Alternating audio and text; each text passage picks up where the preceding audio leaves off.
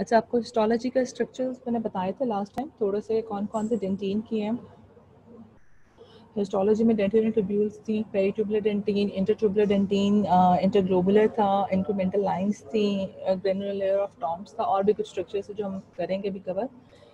Dentin tubules का मैं quick revision दे रही हूँ क्योंकि लास्ट टाइम आपको मैंने बताया था कि जो ओडोंटोब्लास्ट होते हैं डेंटिन फॉर्मिंग सेल, उनकी एक सेल बॉडी होगी और एक साइटोप्लाज्मिक प्रोसेस होगी। जो साइटोप्लाज्मिक प्रोसेस है वो जिसके अंदर से गुजरता है वो लॉन्ग ट्यूब या होल होता है जिसके अंदर से गुजरते हैं, तो उसको ये ट्यूब या होल को हम क्या कहते हैं, डेंटिन ट्यूब्यूल्स कह देते हैं, ठीक है। और एस शिफ्ट होते हैं, इनको प्राइमरी कर्वेचर कहती हैं, और रूट क्राउन में इनके एस शिफ्ट रूट को फॉलो करते हैं, और रूट में डेंटिनल ट्यूब्यूल्स का जो स्ट्रेट कोर्स है वो स्ट्रेट होता है, ठीक है, रूट में एस शिफ्ट नहीं होता। और ये देखो, ये कॉर्नल जो अपर पिक्चर है ये वाली, ये कॉर्नल डेंटिन की है एंड ये रूट डेंटिन है। और ओडोंटोब्लास्ट इरप्टेड होते हैं क्या होता है, डेंटिन लेयर फॉर्म्स, तो odontoblast become increasingly crowded as they are squeezed into a smaller area. जैसे जैसे डेंटिन बनते जाएगी ओडोंटोब्लास्ट स्क्वीज होते जाएंगे, क्राउडिंग होती जाएगी, क्राउडिंग की वजह से वो स्ट्रेट कोर्स फॉलो नहीं कर सकते, एल शेप पाथ को फॉलो करते हैं, और जो सिंगल लेयर होती है वो change to stacks of odontoblast. Primary curve S shape path है, एपेक्स की वजह से first curve towards apex and second curve towards the crown. Root में स्ट्रेट कोर्स है। ये आप देख लो, ये वाली पिक्चर ये क्राउन की और इसमें ये एस शेप पार्ट है, और ये है हमारा डेंटिनो एनामल जंक्शन, एनामल, एंड ये वाली साइड पल्प की है। ये उसका सेकेंडरी कर्वेचर रूट में होगा, ये ऑलमोस्ट स्ट्रेट है अगर आप ये देखें। सेकेंडरी कर्वेचर, टर्मिनल ब्रांचेस, अच्छा जो रूट में क्या होता है कि इनकी ना ब्रांचेस हो जाते हैं, टर्मिनल ब्रांचेस होते हैं, एक दूसरे के साथ प्रोफ्यूज करेंगी, वाई शेप्ड होंगी, और लेटरल ब्रांचेस को कम्युनिकेट कर देंगी, एडजेसेंट वन के साथ हम ब्लाइंड प्रिंट कर देते हैं इंटरट्यूबुलर डेंटिन में। इसका बेटा ये नंबर है, ये नंबर मेरा नहीं ख्याल कि आपकी जो लेटेस्ट बुक है उसमें है, इसलिए इसको छोड़ दो। ओडोंटोब्लास्टिक प्रोसेसेस क्या है, साइटोप्लाज्मिक एक्सटेंशंस हैं ओडोंटोब्लास्ट की, लार्ज होते हैं diameter near the pulp and narrow near the dentino enamel junction. जो ओडोंटोब्लास्ट प्रोसेस है उनका डायमीटर पल्प के नियर ज़्यादा है और डेंटिनो एनामल जंक्शन के नियर स्लो है, नैरो है। इसके अलावा इंटरडेंटिनल ट्यूब्यूल्स क्या है, hollow tubes that run through the dentine in which are located the odontoblastic processes. During formation of dentine, intertubular dentine is laid down between the odontoblastic processes. Then a second layer of more mineralized dentine is added to coat the inside of the tubes, or this layer of the dentine is called peritubular dentine या intratubular dentine है। और scanning electron microscope में क्या पता चलता है, peritubular dentine appears white। ये आपको मैंने डायग्राम बताई थी कि ये ओडोंटोब्लास्ट सेल बॉडी, ओडोंटोब्लास्ट का ट्यूब, साइटोप्लाज्मिक प्रोसेस, और ये जो ब्लू वाला है ये सब क्या है, ये डेंटिनल ट्यूब्यूल है, इसके अंदर नर्व्स भी है और इसके अंदर फ्लूइड भी है। Terminal branches of dentinal tubules की टर्मिनल ब्रांचेस क्या हैं कि स्पेस होती हैं, क्लोज स्पेस, लेकिन large diameter close to the pulp cavity, narrow dentino enamel junction के है। स्कैलप बॉर्डर होगा, और जो स्कैलप बॉर्डर के जो पीक्स होगी वो टुवर्ड्स द एनामल होगा डेंटिनो एनामल जंक्शन में। अच्छा, अब ये अभी तक हमने जो भी पढ़ा है वो डेंटिनल ट्यूब्यूल्स से, जो फर्स्ट हिस्टोलॉजिकल स्ट्रक्चर है। डेंटिनल ट्यूब्यूल्स को आप बिल्कुल ऐसे ही समझ लो जैसे एनामल के केस में रॉड है। अब इंटरग्लोबुलर डेंटिन आ जाएगा। इंटरग्लोबुलर डेंटिन क्या है, इंटरग्लोबुलर डेंटिन क्या है कि जो लेस कैल्सिफाइड एरिया ना, जहाँ मिनरलाइजेशन प्रॉपर नहीं हुई, कैल्सिफिकेशन प्रॉपर नहीं है, नॉर्मल से लेस है, और वो कैसे अपीयर होता है लेस कैल्सिफाइड एरिया डेंटिन का, इरेगुलर शेप्ड होते हैं, क्रिसेंट इरेगुलर शेप्ड क्रिसेंट्स होते हैं, कॉल्ड इंटरग्लोबुलर डेंटिन कहते हैं। कि अनमिनरलाइज्ड या हाइपोमिनरलाइज्ड डेंटिन होगी यहाँ पे, और जो ग्लोबुलर मैसेज थे calcospherites fail to fuse into homogeneous mass with an mature dentin, जिसकी वजह से वो उनकी फ्यूजन नहीं होती, तो वो आपको इरेगुलरली शेप्ड क्रिसेंट मैसेज नजर आते हैं, जिनको हम इंटरग्लोबुलर डेंटिन कहते हैं। ये कहाँ पे होते हैं, सर्कमपर्पल डेंटिन में होगी, just below the mantle dentin where the pattern of mineralization is largely globular. जो डेंटिनल ट्यूब्यूल्स हैं पास अनइंटरप्टेड 10 डिफेक्ट जो मिनरलाइजेशन को आते हैं हमें, जिससे डेंटिनल ट्यूब्यूल्स है ना वो अनइंटरप्टेड इंटरग्लोबुलर डेंटिन से पास करती हैं। इसकी वजह से हमें क्या पता चलता है कि ये मिनरलाइजेशन का डिफेक्ट है, मैट्रिक्स वेसिकल का डिफेक्ट नहीं है। Okay,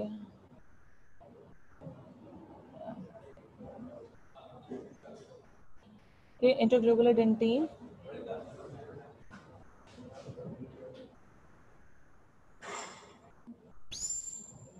the areas are common कहाँ पे होंगी, जहाँ पे ये इंटरग्लोबुलर डेंटिन किन लोगों में होगी, जिन लोगों में क्या होता है विटामिन डी की डिफिशियंसी होती है, या फ्लोराइड लेवल, फ्लोराइड का एक्सपोजर बहुत ज़्यादा होता है, उनमें इंटरग्लोबुलर डेंटिन होती है, ठीक है।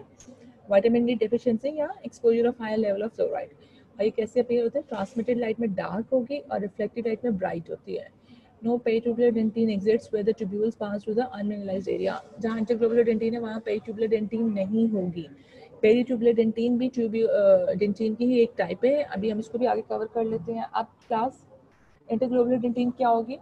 लेस कैल्सिफाइड एरिया डेंटिन की होगी, हाइपोमिनरलाइज अनमिनरलाइज्ड हो सकती है, मिनरलाइजेशन प्रॉपर नहीं थी, मैट्रिक्स फॉर्मेशन नॉर्मल था और उनकी जो ग्लोब्यूलर मैसेज थे वो फ्यूज नहीं हो सके एक दूसरे के साथ। तो crescent shape irregularly shaped crescent message हमें नजर आएंगे जिनको हम इंटरग्लोबुलर डेंटिन कहेंगे।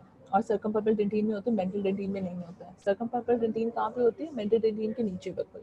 और जो रीज़न क्या है इंटरग्लोबुलर डेंटिन का, जो पर्सन्स होते हैं उनमें क्या हो सकता है? विटामिन डी की डेफिशिएंसी हो सकती है, यहाँ पे हाई लेवल एक्सपोजर हो सकता है फ्लोराइड का।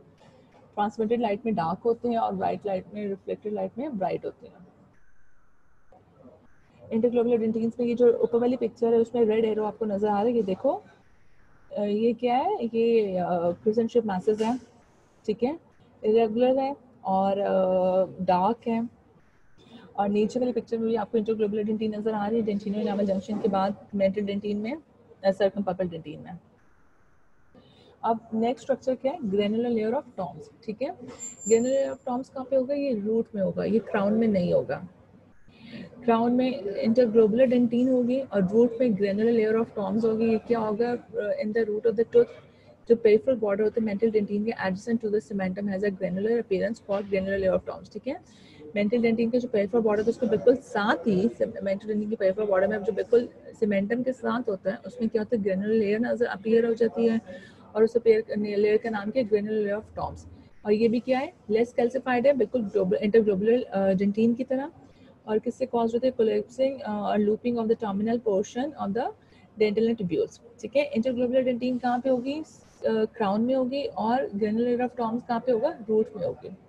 लेस कैल्सिफाइड और ग्रेनुलर अपीयरेंस मेंटल डेंटिन के में बिल्कुल होगी सीमेंटम के साथ।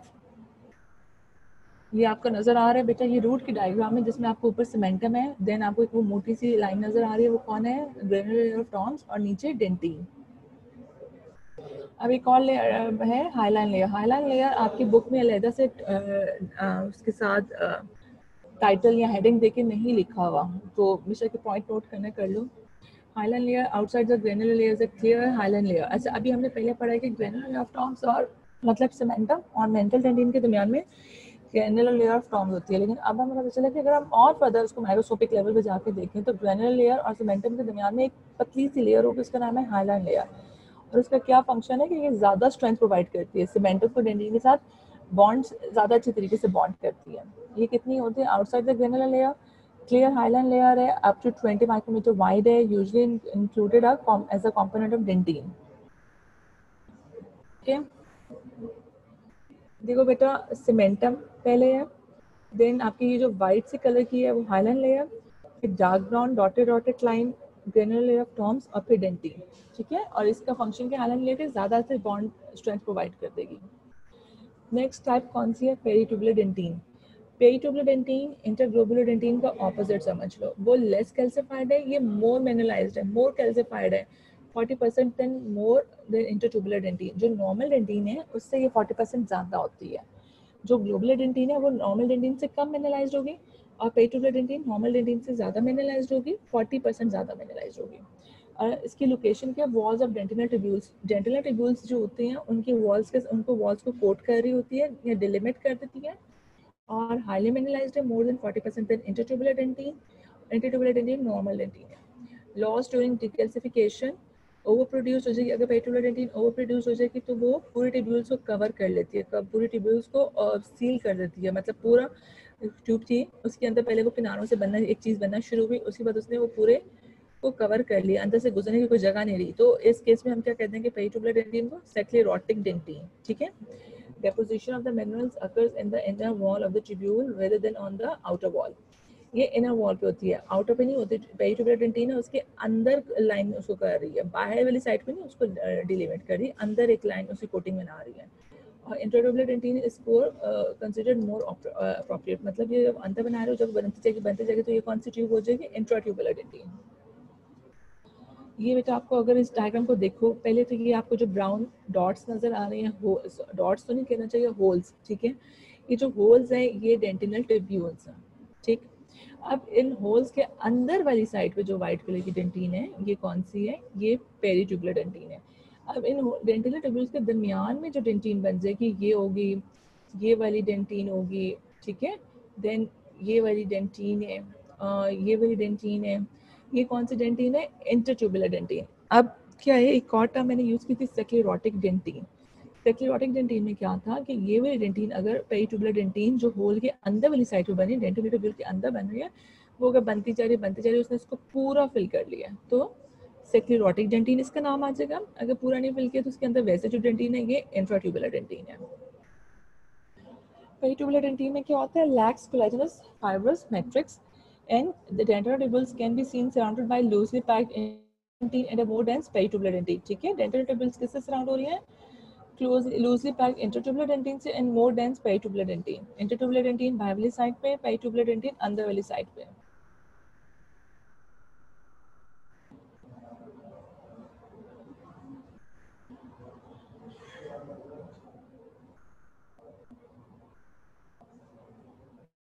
अब आ जाएगा, पहले हमने डेंटिनल ट्यूब्यूल्स पढ़ा, उसके बाद intertubular dentin, intertubular interglobular Tomes, granular layer of Tomes पढ़ा। देन हमने क्या किया था? हाइलाइन लेयर थी, पेरीट्यूबुलर डेंटिन थी, अब इंट्राट्यूबुलर डेंटिन है।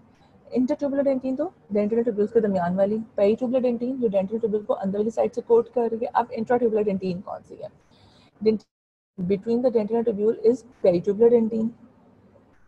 Intratubular dentin represents a primary secretory product of odontoblast, mean consists होते हैं tightly interwoven network होते हैं टाइप 1 कोलेजन फिब्रिल्स का। टाइप 1 कोलेजन फिब्रिल्स मैंने आपको बताया था कि primary dentin and secondary dentin में क्या डिफरेंस था। प्राइमरी डेंटिन में क्या था मेन?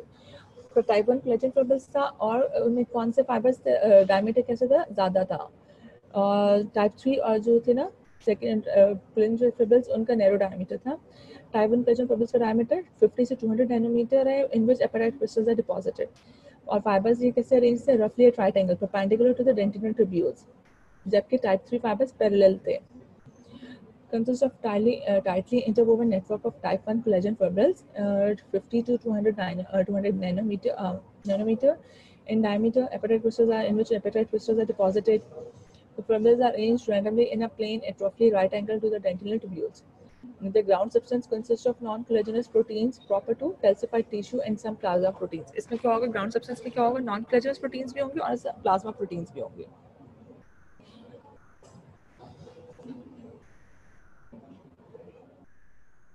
यही बेटा वही सेम पिक्चर है। डेंटल ट्यूब्यूल्स हैं, अंदर वाली साइड पे पेरीट्यूबुलर डेंटिन है, वाइट कलर सेक्लेरोटिक का हो गया, ये इंटरट्यूबुलर होगी, और उनके जो अंदर है ना वो इंट्राट्यूबुलर। ये अब देखो, अगर हमने उसको कट किया इसको हमने, तो हमें इंट्राट्यूबुलर, इंटरट्यूबुलर, कैनालिकुलर, ट्यूब्यूल्स। अब आ जाएगी प्री डेंटिन। प्री डेंटिन क्या थी? मैंने आपको बताया था कि जब डेंटिनोजेनेसिस स्टार्ट होती है तो सबसे पहले क्या बनता है? सबसे पहले प्री डेंटिन बनती है, फिर मेंटल डेंटिन और फिर सर्कमपल्पल डेंटिन। प्री डेंटिन हमेशा मिनरलाइजेशन फ्रंट पे होगी, डेंटिनो एनामल डेंटिन एनामल के दरमियान में होगी, और ये अनमिनरलाइज्ड है, ठीक है। इसका जो मेन डिफरेंस है वो अनमिनरलाइज्ड है। Located adjacent to the pulp tissue is the mineralization front of the dentin, always present throughout life, or because mineralization process lags behind the matrix deposition to 2 to 6 microns thick होती है depending on the activity of the odontoblast, ठीक है। समझ आ गई आप लोगों को? Pre dentin कहाँ पे है? पल्प टिश्यू के साथ है। मिनरलाइजेशन, बल्कि सॉरी मैंने आपको पहले इसकी लोकेशन गलत बता दी है, मैंने पहले इनामल के साथ बता दी थी। इसकी लोकेशन क्या है? प्री डेंटिन का है, पल्प टिश्यू के साथ है, और ये मिनरलाइजेशन फ्रंट डेंटिन का थ्रू आउट लाइफ प्रेजेंट रहती है, और 2 to 6 माइक्रॉन्स मीटर थिक होती है। अब हम एक क्विक रिवीजन करेंगे बेटा प्राइमरी डेंटिन की, secondary dentin and tertiary dentin की आइडिया आपको है। प्राइमरी डेंटिन क्या है? स्ट्रेट ट्यूब्यूल्स हैं laid on before completion of the root apical formation. कब से कब तक थी primary dentin? Tooth crown tooth formation से लेकर टूथ इरप्शन तक या एपिकल क्लोजर तक। सेकेंडरी डेंटिन कहाँ थी? जब एपिकल रूट का एपेक्स क्लोज हो गया तब से लेकर थ्रू आउट लाइफ तक। और ये स्लो रेट में बनती है। सेकेंडरी डेंटिन क्या है? Characterized by slow rate of deposition and abrupt change in the direction of the dentinal tubules, ठीक है। अब जो टर्शियरी डेंटिन है वो कौन सी है? इरेगुलर डेंटिन भी है, इरिटेशन डेंटिन है, रेपरेटिव डेंटिन है, रिएक्टिव डेंटिन है, ये सब टर्शियरी डेंटिन के नाम है। और dentin is laid down in response to an irritation और damage to the overlying dentin और एनामल, ठीक है। डेंटिन कैसी होती है? टर्शियरी डेंटिन इरेगुलरली अरेंज्ड है, फ्यू डेंटिनल ट्यूब्यूल्स हैं, एज के साथ सिवियर डैमेज के साथ क्या होता है? Tertiary dentin can totally obliterate the pulp cavity. Structural lines in dentin two groups. अच्छा, अब जो स्ट्रक्चरल लाइंस इन डेंटिन पढ़ेंगे वो क्या, उसमें कौन कौन सी लाइंस आ जाएंगी? हमें किसी को याद है इनामल की लाइन के? सब भूल गए इनामल की लाइंस कौन कौन सी? इंक्रीमेंटल लाइंस थी, न्यूनेटल लाइंस थी, स्ट्राइफ्रेट्स था, ठीक है। इंक्रीमेंटल लाइन डेली में, neonatal line formed at the time of birth और स्ट्राइफ्रेट्स वीकली इंक्रीमेंट थी, ठीक है। जो इन लाइंस थी ना इनकी, मैं अब इसमें कौन सी आएंगी? स्ट्रक्चरल लाइंस कैसे होंगी? डेंटिन की टू ग्रुप्स में हमने उनको डिवाइड किया हुआ है। टू ग्रुप्स में कैसे हमने डिवाइड किया हुआ है? एक तो लाइंस जो एसोसिएटेड है primary secondary curvature of dentinal tubules के साथ, और सेकेंडली कौन सी लाइंस होंगी? Lines associated with lines arising from the incremental deposition of dentin and its subsequent mineralization, ठीक है। एक तो लाइंस एसोसिएटेड होगी primary and secondary curvature of dentinal tubules की, जो एस शेप कर्वेचर था उसके साथ। और नंबर 2 पे लाइंस जो किस वजह से बनती है? इंक्रीमेंटल डेपोजिशन की वजह से और उसकी मिनरलाइजेशन की वजह से। अच्छा, अब जो line second primary and secondary curvature के साथ एसोसिएटेड है वो कौन सी है? वो श्रेगर लाइंस हैं प्राइमरी कर्वेचर के साथ एसोसिएटेड, और contour lines of oven secondary curvature के साथ। और जो लाइंस इंक्रीमेंटल लाइंस के साथ कौन सी है? Incremental lines of von Ebner है। शॉर्ट पीरियड लाइंस और एंडरसन लाइंस जो होते हैं इनको लॉन्ग पीरियड लाइन कहते हैं। ये आप देखोगे wine contour lines of oven, ये वाली कंट्रोल लाइंस ऑफ ओवन है। तो ये कौन सी है बेटा? एक कंट्रोल लाइंस ऑफ ओवन ये कौन सी है? प्राइमरी कर्वेचर और सेकेंडरी कर्वेचर के साथ जो एसोसिएटेड है। इसमें आपको ये ऊपर एनामल है, ठीक है। एनामल के बाद ये डेंटिन है, और ये डेंटिन की जो ब्राउन ब्राउन लाइंस है ओवन, लाइंस ऑफ ओवन। इसमें भी आपको डेंटिन की लाइंस ऑफ ओवन नजर आ रही है। और जो डार्क डार्क लाइंस है ना स्ट्राइफ्रेट्स, ये डार्क चीज एनामल, लाइट डेंटिन। डेंटिन में आपको लाइंस ऑफ ओवन नजर आएंगी, सेकेंडरी कर्वेचर प्राइमरी कर्वेचर के साथ एसोसिएटेड है। और ये जो एनामल की आपकी रिवीजन के लिए बता रही हूँ कि जहाँ बी लिखा हुआ है स्ट्राइफ्रेट्स है, स्ट्राइफ्रेट्स क्या था? एनामल की weekly incremental deposition as original describe by Owen. Owen एक साइंटिस्ट का नाम था जिसने इनको डिस्कवर किया था, और उसकी वजह से इनका नाम कंट्रोल लाइंस ऑफ ओवन आ गया। कंट्रोल लाइंस किसी से रिजल्ट करते कॉन्सिडेंस होते थे सेकेंडरी कर्वेचर का बिटवीन नेबरिंग डेंटिनल ट्यूब्यूल्स। किस वजह से बनी coincidence of secondary curvature between neighbouring dentinal tubules? मैंने आपको बताया था कि जैसे जैसे डेंटिन बनती है डेंटिनल ट्यूब्यूल्स क्लोजली पैक्ड होती जाती है, स्मैक्ड हो जाती है एक दूसरे के साथ, स्कैटर्ड हो जाती हैं, बंच बन जाता है। तो जब उनका वो एक दूसरे के साथ क्लोजली पैक्ड हो रही हैं तो उसकी वजह से ये कंट्रोल लाइंस ऑफ ओवन बनती है। और ये कैसी कहाँ पे रिकग्नाइज होती है? Easily recognise on longitudinal ground section में। Some of the incremental lines are accentuated because of disturbances in the matrix and mineralization process. और इसके अलावा कहाँ पे होंगी? Seen in ground section as hypocalcified bands. Hypocalcified bands mineralization proper नहीं है इन lines में। और इंक्रीमेंटल लाइंस क्यों बनती हैं? एक तो उनकी जो क्लोजली पैक्ड डेंटिनल ट्यूब्यूल्स उनकी वजह से, नंबर 2 पे मैट्रिक्स फॉर्मेशन में कोई डिस्टर्बेंस होगी, नंबर 3 पे मिनरलाइजेशन का जो प्रोसेस है उसमें कोई डिस्टर्बेंस होगी, और जब मिनरलाइजेशन के प्रोसेस में डिस्टर्बेंस होगी तो हाइपोकैल्सिफाइड बैंड्स बनेंगे। नियोनेटल लाइन, नियोनेटल लाइन कैसी होगी? एक्सेप्शनली नियोनेटल लाइन आपको पता, अभी नाम से आइडिया हो जाना चाहिए कि क्या है। Exceptionally wide control line and neonatal line found with those teeth में mineralization at the time of birth and reflects the disturbances in mineralization created by the physiological trauma of birth, ठीक है। Present होती है उन दांतों में जो form हो रहे थे जिनकी मिनरलाइजेशन होती है at the time of birth. तो ऑब्वियसली कौन से दांत होंगे? प्राइमरी टीथ होंगे और फर्स्ट प्रोमिनेंट मोलर होगा, ठीक है।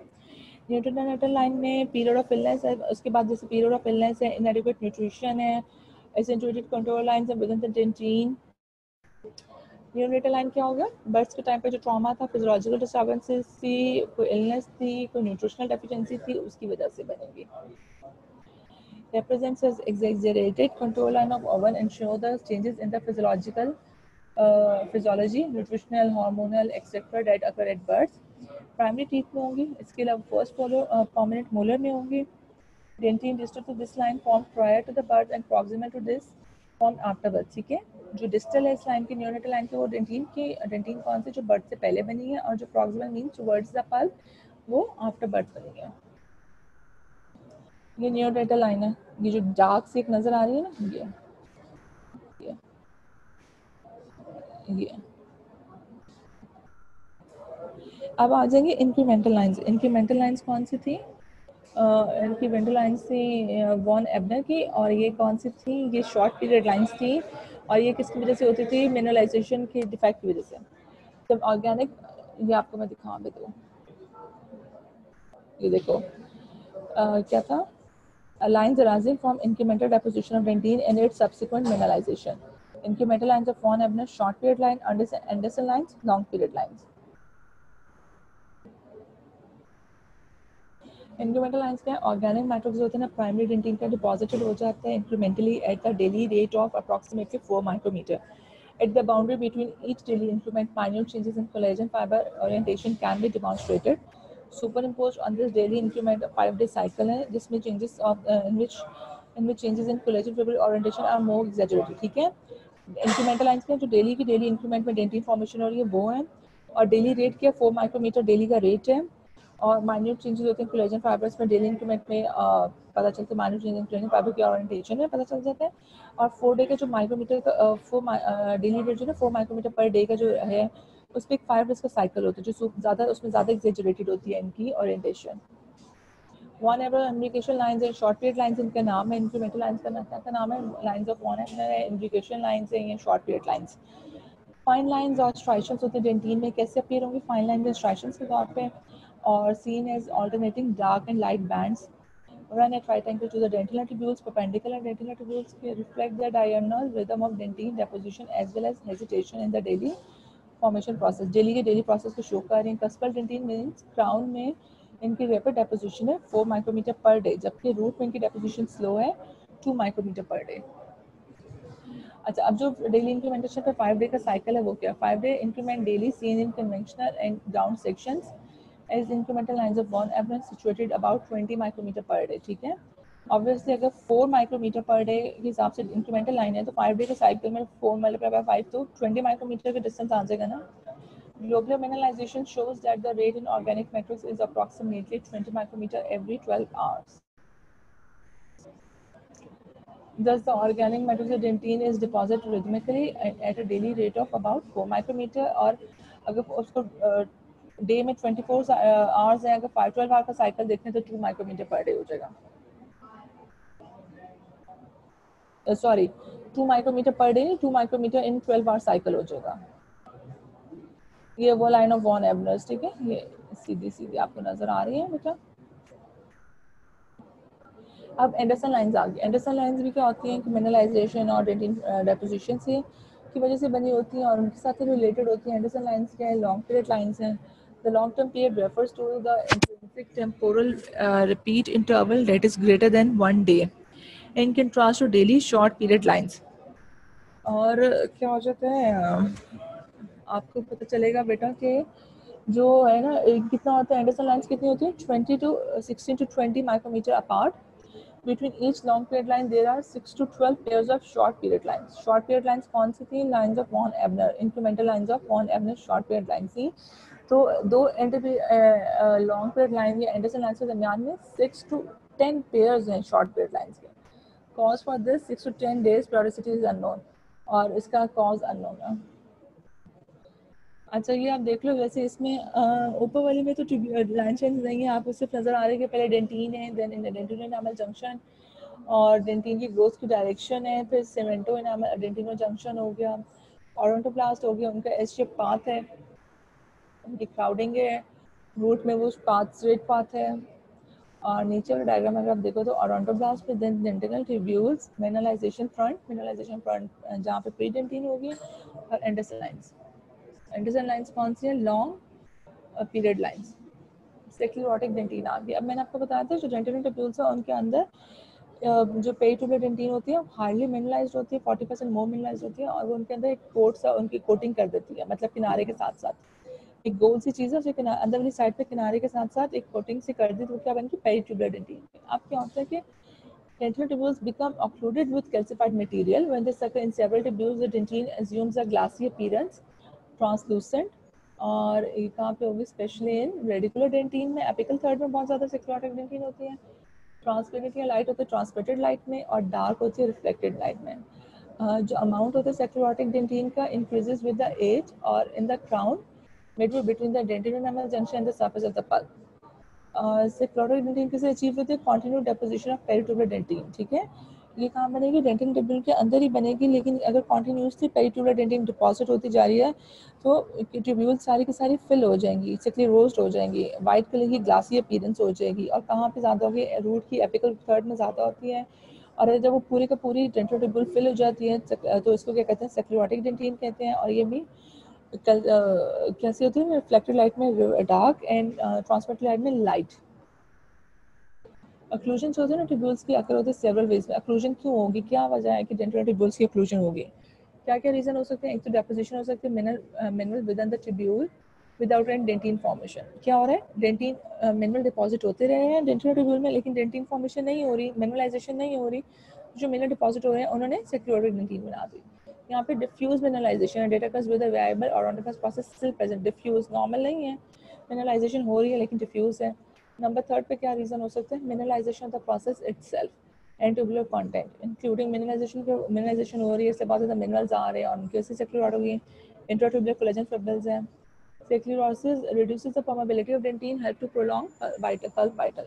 जैसे सेक्युलोसिस की वजह से होता है परमेबिलिटी इफेक्ट होती है, परमेबिलिटी रिड्यूस हो जाएगी। जाहिर बात है कि जब उसने उसको फिल कर दिया तो पोर्स तो फिल हो गए ना, सेक्युलोटिक डेंटिन से फिल हो गए।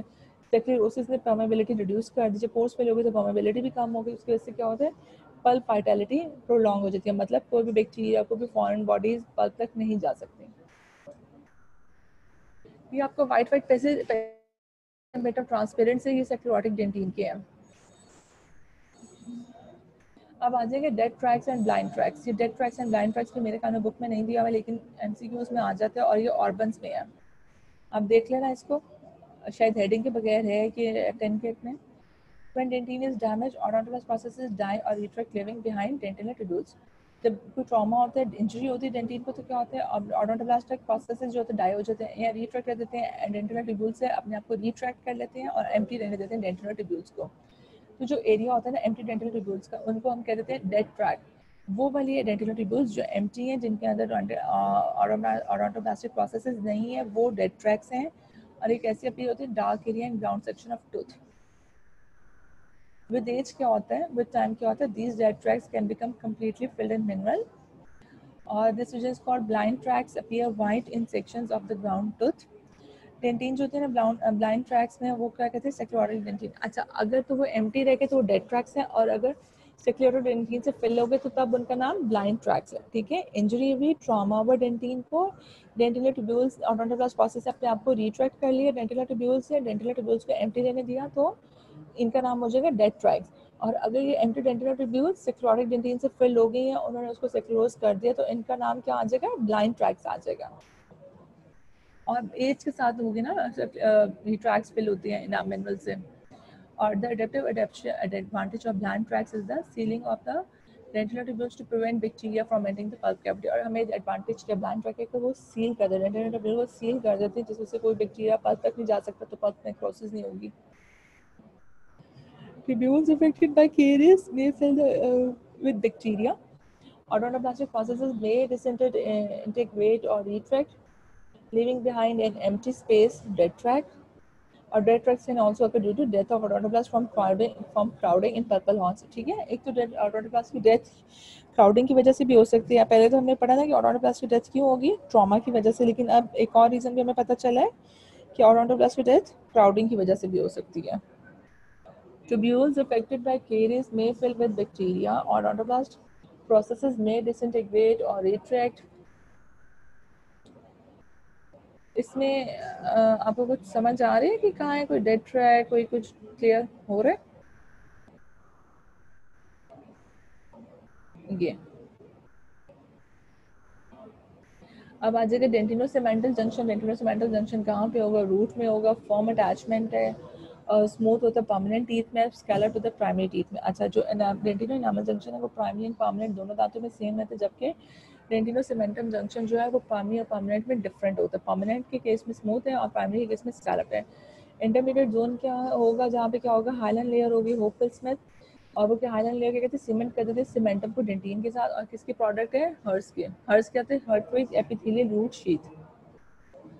ये आप देखो, डेंटिन सीमेंटम एंड दरमियान का बॉर्डर कैसा है, स्ट्रेट स्मूथ।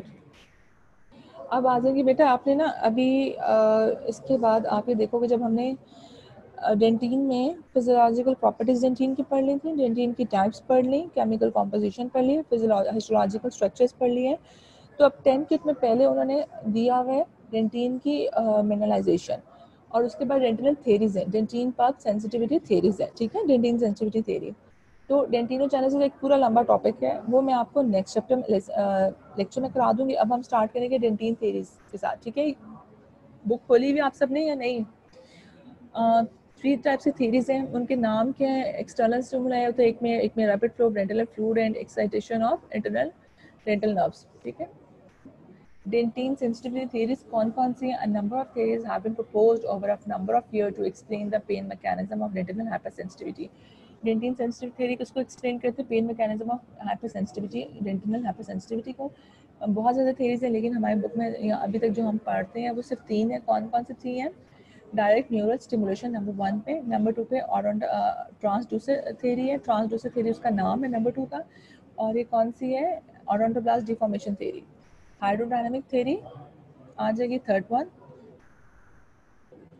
ये थोड़ी सी इनकी फोटो है कि ताकि आपको थोड़ा सा क्लियर पता चल सके कि क्या है। आपको पता है बेटा, ओडोंटोब्लास्ट सेल बॉडी, ओडोंटोब्लास्टिक प्रोसेसेस जो लंबे वाले हैं, ओडोंटोब्लास्टिक प्रोसेसेस या साइटोप्लाज्मिक प्रोसेसेस किस में से गुजरते हैं? डेंटिनल ट्यूब्यूल्स में। डेंटिनल ट्यूब्यूल्स में इन ओडोंटोब्लास्टिक प्रोसेसेस के साथ क्या होता है? इनके साथ फ्लूइड होता है प्लस नर्व्स होती हैं। तो नर्व थ्योरी में क्या है कि डायरेक्ट स्टिमुलेशन है नर्व टर्मिनल की। ट्रांसड्यूसर थ्योरी जो है ना, उसमें क्या डायरेक्ट स्टिमुलेशन है ओडोंटोब्लास्ट की, ओडोंटोब्लास्टिक थ्योरी या ट्रांसड्यूसर थ्योरी कह देंगे। और जो मिड में है ये नंबर 3 थ्योरी कौन सी है? Hydrodynamic theory, movement of dentinal fluid. अब हम फर्स्ट थ्योरी के स्टार्ट करेंगे। इसका नाम, फर्स्ट थ्योरी का क्या नाम है? Direct neural stimulation. ये किसने प्रपोज की थी? स्कॉट स्टीलर ने 1963 में प्रपोज की थी। उसने क्या प्रपोज किया था कि जो नर्व एंडिंग्स होते हैं ना ट्यूब्यूल्स में, मैंने आपको बताया ना ट्यूब्यूल्स में क्या होगा, नर्व एंडिंग्स भी होंगी, फ्लूइड भी होगा, ओडोंटोब्लास्ट के साइटोप्लाज्मिक प्रोसेसेस भी होंगे। तो नर्व एंडिंग ट्यूब्यूल्स में क्या होता है? डायरेक्टली इनोवेटेड होते हैं, एक्टिवेटेड हो जाती है बाय एक्सटर्नल स्टिमुलाई से। कोई भी एक्सटर्नल स्टिमुलाई है उसने डायरेक्टली एक्टिवेट कर दी नर्व एंडिंग्स को। और ये किस बात पे बेस करते हैं? On the assumption that nerve fibres extend to dentino enamel junction. और ये थ्योरी किस अजम्पशन पे बेस करती है? अजम्पशन का वर्ड मैं इसे यूज़ कर रही हूँ कि अभी तक ऑथेंटिक थ्योरी नहीं है, अभी तक प्रूफ नहीं हुई इसकी ऑथेंटिसिटी, अभी तक प्रूफ नहीं हुई, अभी तक ये एग्जम्पशन ही है। तो एग्जम्पशन क्या है कि नर्व फाइबर्स होते हैं ना, वो एक्सटेंड करते हैं डेंटिनो एनामल जंक्शन तक। कहाँ से कहाँ तक जाते हैं? नर्व एंडिंग से कहाँ तक जाएंगे? डेंटिनो एनामल जंक्शन तक जाएंगे। और जो नर्व्स हैं डेंटिनो ट्यूब्यूल के are not commonly seen even if they are present, they do not extend beyond the inner dentine.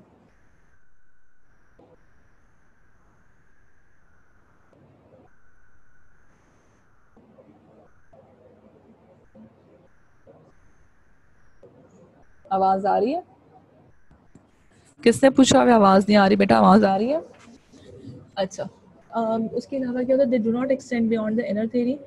Then topical application of local, लेकिन हमें क्यों इसकी ऑथेंटिसिटी पे शक है? क्योंकि एक तो डेंटिनो ट्यूब्यूल्स में इतनी हमें हर डेंटिनो ट्यूब्यूल में नर्व्स नहीं नजर आती। नंबर 2 पे एक्सटेंड नहीं करती, इनर डेंटिन से आगे एक्सटेंड नहीं करती, मतलब डेंटिनो एनामल जंक्शन तक नहीं जाती। नंबर 3 पे क्या पता चलता है कि टॉपिकल एप्लीकेशन जो हम लोकल एनेस्थीसिया की टॉपिकल एप्लीकेशन करते हैं तो वो सेंसिटिविटी को अबॉलिश नहीं करती, तो उसकी वजह से ये थ्योरी एक्सेप्टेड नहीं हो सकती। उसने क्या कहा था कि डेंटिनो ट्यूब्यूल्स में नर्व एंडिंग्स होती है, वो डायरेक्टली एक्टिवेटेड हो जाते हैं एक्सटर्नल स्टिमुलाई से। और किस चीज़ पे बेस्ड करी थी कि नर्व फाइबर्स एक्सटेंड करते थे डेंटिनो एनामल जंक्शन तक। लेकिन जब हम ये सर्च किया, हमने सर्च किया तो हमें पता चला कि हमने देखा कि जो डेंटिनल ट्यूब्यूल नर्व एंडिंग्स थी वो तो सारी डेंटिनल ट्यूब्यूल में प्रेजेंट ही नहीं थी, और अगर जिनमें प्रेजेंट थी तो ये इनर डेंटिन तक ही रही, उससे बियॉन्ड नहीं गई, मतलब डेंटिनो एनामल जंक्शन तक नहीं गई। नंबर थर्ड पे जब हमने लोकल एप्लीकेशन की, टॉपिकल एप्लीकेशन की, लोकल एनेस्थीसिया की, तो सेंसिटिविटी रिमूव नहीं हुई। अगर तो देखे ना, अगर तो नर्व एंडिंग सारी डेंटल ट्यूब्यूल्स में होती और ये डेंटल एनामल जंक्शन तक जाती, तो जब हम टॉपिकल एप्लीकेशन करते हैं तो सेंसिटिविटी तो रिमूव हो जानी चाहिए थी ना, जबकि ऐसा नहीं होता। तो उसके क्या पता चलता है कि नर्व एंडिंग जहाँ तक नहीं है, जिसकी वजह से थ्योरी एक्सेप्टेड नहीं है।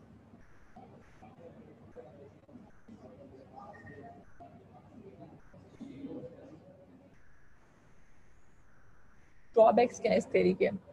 Drawbacks can be nerves are present only in the predentine and the inner dentinal zone, but do not extend up to the dentinal junction, which is the most sensitive part of the dentine.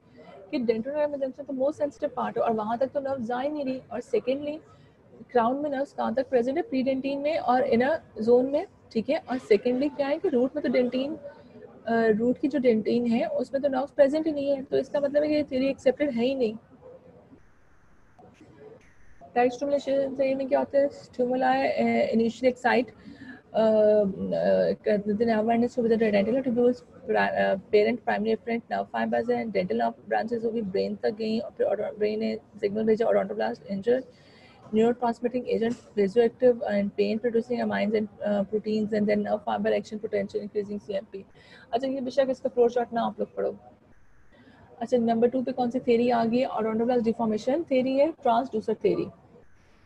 Transducer theory में क्या हो रहा है कि जो nerves है ना dentin में, ऑडोंटोब्लास्ट ने नर्व्स ने कोई नहीं रोल प्ले किया।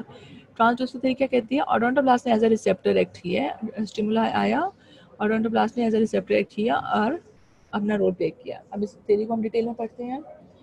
ये थ्योरी कहाँ से डिराइव, इसकी थ्योरी क्या है? ट्रांसड्यूसर थ्योरी इसका नाम है। ऑडोंटोब्लास्ट डिफॉर्मेशन थ्योरी भी इसको कहते हैं। Odontoblast are derived from neural crest cells, neuropress cells are derived with odontoblast. Secondly, odontoblastic processes are primary structures excited by stimuli. Then they retain the ability to transmit and propagate an impulse. ठीक है। odontoblasts कहाँ से derived होते हैं? neuropress cells से derived होते हैं। और जो odontoblastic processes होते हैं वो primary structures हैं, जो सबसे पहले प्राइमरी स्ट्रक्चर्स हैं जो स्टिमुलाई से एक्साइट होते हैं। उसके बाद क्या होता है? उनमें एबिलिटी होती है, बस काबिल हैं कि वो ट्रांसमिट और प्रोपेगेट इम्पल्स को ट्रांसमिट कर सके, प्रोपेगेट कर सकें। The theory states that dentine hypersensitivity occurs due to direct stimulation of odontoblastic processes that are present in dentinal tubules। ये थ्योरी क्या स्टेट करती है कि odontoblastic hypersensitivity किस वजह से होती है डेंटिन की? Direct stimulation of odontoblastic process की वजह से जो डेंटिनल tubules में प्रेजेंट है। ठीक है, ये आप डायग्राम देख लो बेटा। ये cell body, nucleus, odontoblastic processes dentinal tubule में से गुजर रही हैं और उन्होंने कहा कि डेंटिनल ट्यूब्यूल्स में ओडोंटोब्लास्टिक प्रोसेस से डायरेक्ट स्टिमुलेशन होगी और उन्होंने इम्पल्स जनरेट की और हमें पेन फील हुआ। ठीक है, क्योंकि ओडोंटोब्लास्ट में इतनी एबिलिटी है, वो उनका क्या था, न्यूरल प्रोसेस है और उनमें ये एबिलिटी है कि वो अपने आप इम्पल्स को प्रोपगेट कर सकें, ट्रांसमिट कर सकें। अब हायर ट्रांसड्यूसर थ्योरी जो ओडोंटोब्लास्ट प्रोड्यूसिंग थ्योरी है, उसकी क्या क्या ड्रॉबैक्स है? ट्रांसड्यूसर थ्योरी को दूसरा नाम क्या था? ओडोंटोब्लास्ट डिफॉर्मेशन थ्योरी, जो हम अभी पढ़ रहे हैं, सेकेंड वाली थ्योरी। Odontoblastic processes extend only partially through the dentin and not up to the dentinal junction. इसमें भी सेम वही प्रॉब्लम आ रहा है कि जो ओडोंटोब्लास्ट प्रोसेस है वो भी सिर्फ पार्शियली जाते एक्सटेंड करते हैं और डेंटिनल जंक्शन तक नहीं जाते। ठीक है। No demonstrable neurotransmitter like acetylcholine in the neurotransmission of the pulp, कोई neurotransmitter रिलीज नहीं हो रहा। Status show membrane potential odontoblast far too low to vomit conduction. हमने ये तो पढ़ लिया कि ओडोंटोब्लास्ट इस काबिल हैं कि वो एक इम्पल्स कर सके, लेकिन उन्होंने कहा कि जो उनका मेम्ब्रेन पोटेंशियल है वो इतना लो है, बहुत ज़्यादा लो है वॉमिट करने के लिए कंडक्शन। और कोई सिनेप्टिक कांटेक्ट या वेसिकल बिटवीन ओडोंटोब्लास्ट एक्सॉन्स और ओडोंटोब्लास्ट में कोई सिनेप्टिक वेसिकल नहीं है, तो कैसे सिग्नल्स आगे ब्रेन तक जा रहे हैं और इम्पल्स जनरेट हो रही है सब। तो ये इसकी वजह से ये थ्योरी भी एक्सेप्टेड नहीं है। ठीक है बेटा, समझ आई थ्योरी की? ओडोंटोब्लास्ट थ्योरी में क्या था? न्यूरोक्लस सेल से डिवाइड हुए थे, ओडोंटोब्लास्ट में प्रोसेसेस थे excited by stimuli, direct stimuli से एक्साइटेड इनके एक्टिवेट हो जाते हैं, वो रिस्पॉन्स देते हैं स्टिमुलाई को और क्या कहते थे, रिटेन करते थे ability to transmit and propagate an impulse. लेकिन हमें पता चला इसके ड्रॉबैक्स में कि जो ओडोंटोब्लास्ट प्रोसेस है वो पार्शली प्रेजेंट, मतलब partially through the connection, partly through the dentin, वो पूरी लेंथ तक नहीं होते और वो डेंटल एनामल जंक्शन तक नहीं जाते, जिसकी वजह से और सेकेंडली कोई न्यूरोट्रांसमीटर भी रिलीज नहीं हो रहा। थर्ड, ऑटोनोमस प्रोसेसेस जो हैं उनकी मेमोरी पोटेंशियल इतना लो होता है कि वो कोई इम्पल्स नहीं जनरेट कर सकती। थर्ड, फोर्थ पॉइंट क्या है कि न्यूरॉन्स और एक्सॉन्स एंड ऑटोनोमस के दरमियान में कोई सिनेप्टिक कॉन्टैक्ट विजिबल नहीं है। थर्ड, सेकंड और फर्स्ट दोनों थेरीज एक्सेप्टेड नहीं है क्योंकि इनके ड्रॉबैक्स। अब थर्ड थेरी हम पढ़ रहे हैं, बेंचस्टॉर्म थेरी। डेंटीन जो है ना उसमें 3 lakh tubules per mm square होती हैं, 3 lakh tubules per mm square which is filled with dentinal fluid. वो डेंटिनल फ्लूइड से फिल होती है। वाइटल टूथ में क्या होता है, constant flow, slow outward movement होती है फ्लूइड की थ्रू द ट्यूब्यूल्स, ठीक है। वाइटल टूथ में constant slow movement, outward movement है फ्लूइड की थ्रू द टूथ। और जो वेरियस स्टिमुलाई है ना, जैसे heat, cold, air blast, desiccation, mechanism, osmotic pressure, ये अफेक्टेड है फ्लूइड मूवमेंट से, ठीक है। कौन कौन सा स्टिमुलाई, हीट है, कोल्ड है, एयर ब्लास्ट, डेजिकेशन है, मैकेनिज्म है, ऑस्मोटिक प्रेशर इफेक्ट करते हैं फ्लूइड मूवमेंट को डेंटिनल ट्यूब्यूल्स में।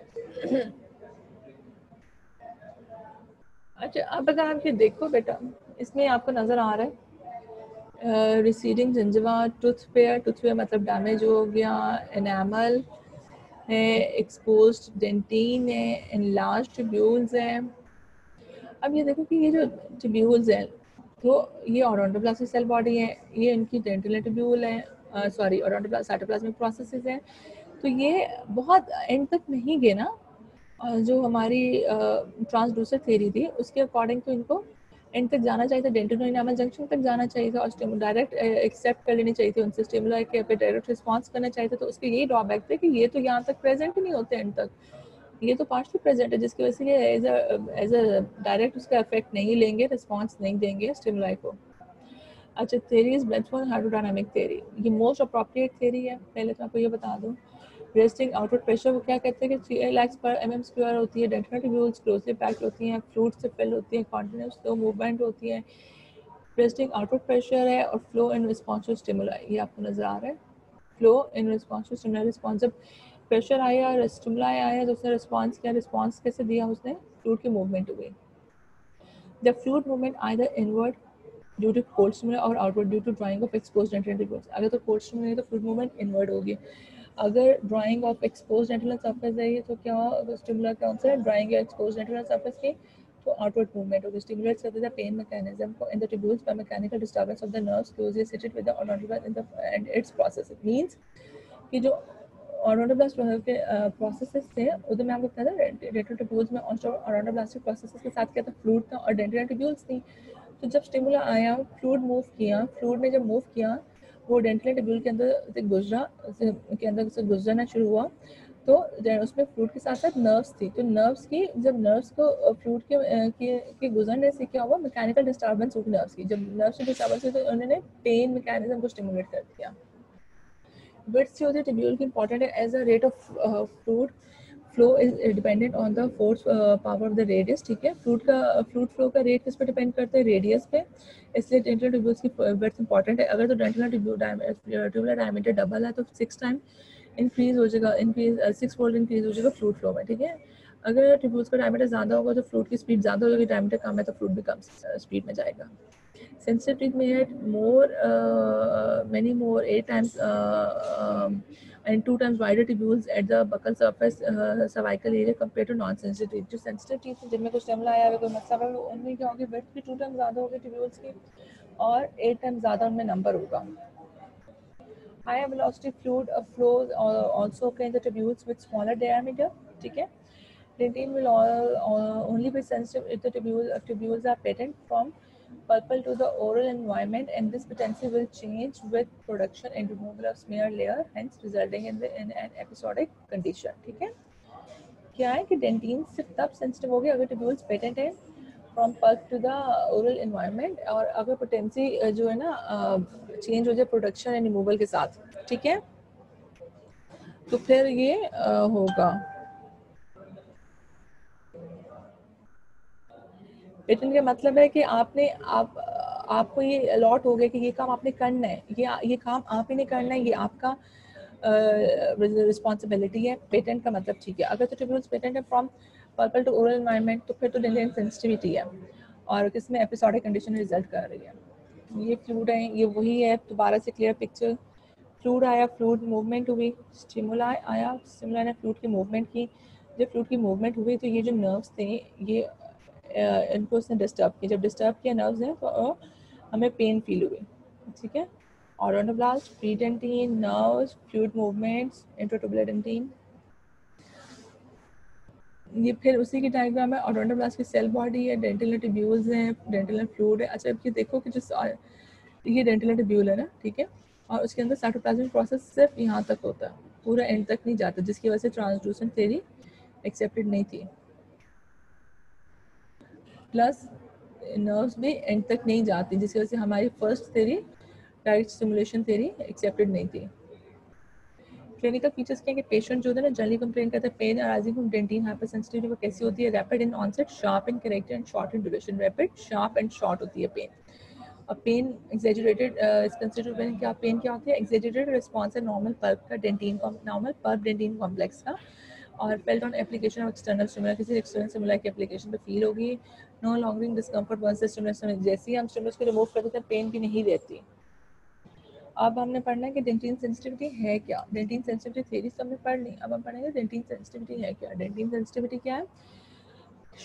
डेंटिन हाइपरसेंसिटिविटी किसी से करेक्टराइज होगी? Sharp short pain arising from exposed dentin in response to stimuli, typically thermal stimuli. तो कौन सा होगा? थर्मल स्टिमुलाई हो सकते हैं, एवेपोरेटिव हो सकते हैं, tactile, osmotic and chemical, and can't be ascribed to any other dental defects or pathology. Patients कौन से पेशेंट्स होते हैं? 30 to 40 ईयर्स ओल्ड में होती है, सिग्निफिकेंटली यंगर या और ओल्डर में किसी में भी हो सकती है। फीमेल में मेल्स की निस्बत ज़्यादा होती है सेंसिटिविटी, कैनाइन्स एंड प्रीमोलर ज़्यादा अफेक्टेड होते हैं मोलर्स एंड इंसाइजर्स की निस्बत। डेंटिन पल्प कॉम्प्लेक्स जो होता है उसमें क्या आएगा?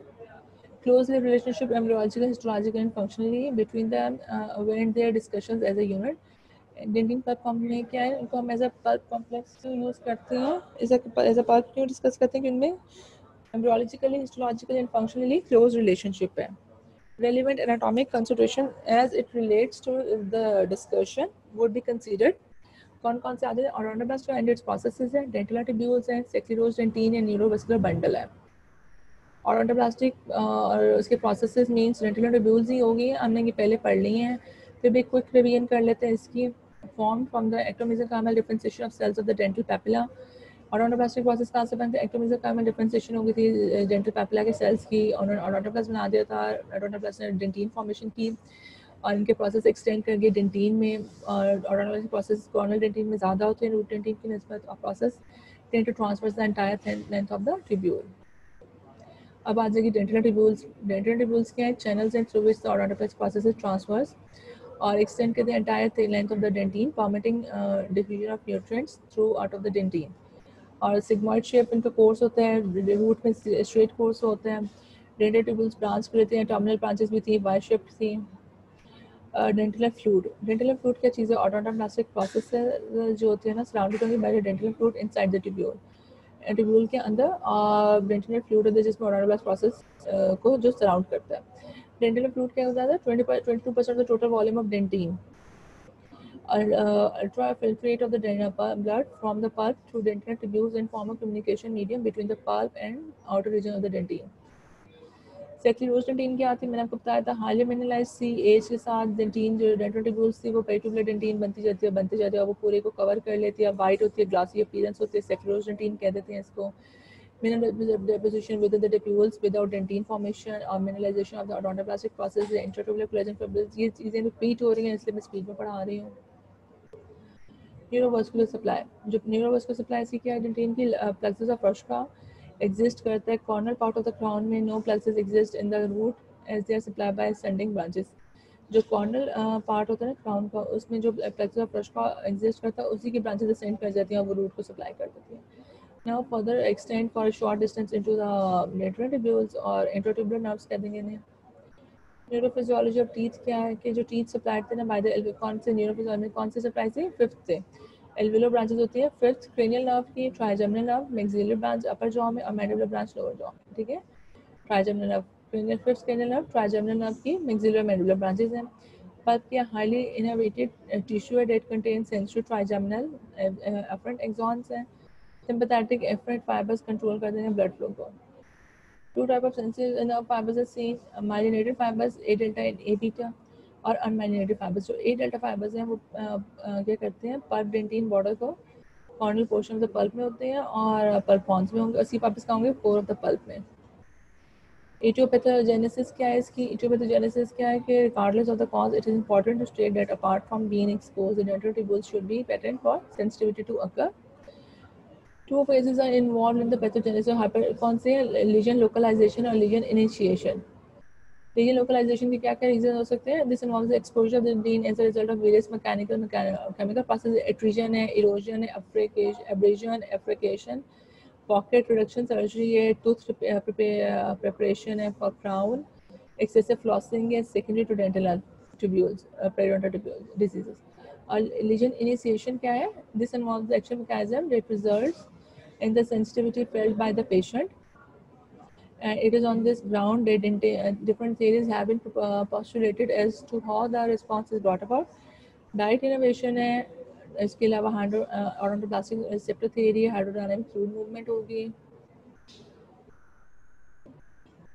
ओके क्लास, अब हमारा ये आज वाला लेक्चर भी खत्म हो गया। हमने डेंटिन सेंसिटिव थ्योरीज पढ़ ली, हिस्टोलॉजिकल स्ट्रक्चर्स पढ़ लिया। बेटा थ्योरीज भी आती हैं हिस्टोलॉजिकल स्ट्रक्चर्स में, इंक्रीमेंटल लाइंस बहुत इंपॉर्टेंट हैं, सेक्लोरिक डेंटिन, पेरिटुबुलर डेंटिन, इस तरह की डेंटल ट्यूब्यूल्स, ये सब बहुत आते हैं। इवन पूरा चैप्टर ही डेंटिन के इंपॉर्टेंट है। नेक्स्ट लेक्चर में हम पल्प करेंगे और पहले डेंटिनोजेनेसिस करेंगे और फिर हम पल्प स्टार्ट करेंगे। ठीक है, कोई क्वेश्चंस है तो बेटा बताओ, कोई कंफ्यूजन है तो अभी बताओ। D19 को अनम्यूट कर दे, अनम्यूट कर दे। क्लास, कोई कंफ्यूजन है बेटा? सारी समझ आ गई है? इतने इतने लाइक स्टूडेंट्स हैं मेरे, सबको समझ आ गई है? D19 कोई कंफ्यूजन नहीं है? चलो फिर हम नेक्स्ट टाइम इंशाल्लाह अगले लेक्चर में कवर करेंगे डेंटिनोजेनेसिस।